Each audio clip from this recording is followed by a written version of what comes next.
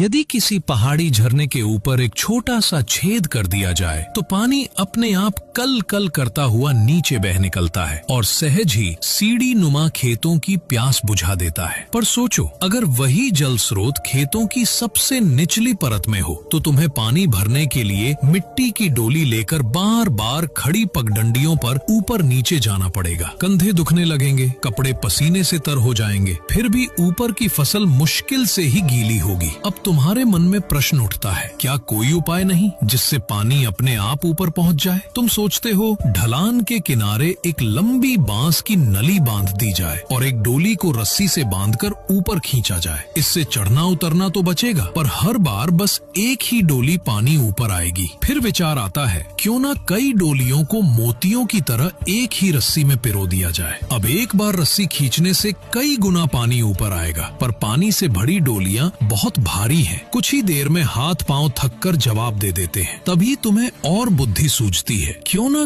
कुएं की तरह एक चरखी पुली लगा दी जाए। इससे खींचना तो आसान हो जाएगा, पर रस्सी वापस लपेटने की मेहनत फिर भी बाकी है। फिर अचानक विचार आता है, क्यों ना जल स्रोत के पास भी एक पहिया बांध दिया जाए और रस्सी के दोनों सिरे जोड़कर एक चक्र बना दिया जाए। अब डोलियों को उस चक्र में बांध दो। जब नीचे की डोली पानी में डूबेगी तो भर जाएगी और ऊपर की ओर चढ़ते हुए धीरे धीरे पानी खेतों तक पहुंचाएगी। तुम लकड़ी की भारी डोलियों की जगह हल्की धातु या बांस की डोलियां लगा देते हो। अब तो भारी ढांचा भी हटाया जा सकता है। तुम बस ऊपर खड़े होकर चरखे को घुमाते हो, रस्सी नाग की भांति नीचे उतरती है, नीचे की डोलियां पानी भरकर ऊपर आती हैं और शीर्ष पर पहुंचकर धीरे से छल छल करती हुई खेत में जल उंडेल देती हैं। अब ऊपर का खेत भीगता है और फिर वही पानी नीचे नीचे बहता जाता है। पल भर में पूरी सीढ़ीदार खेती हरियाली से लहलहा उठती है। और बधाई हो, तुमने घूमता हुआ जल डोली चक्र, जल चक्र का आविष्कार कर लिया है। और हमारे चैनल से जुड़ना मत भूलना।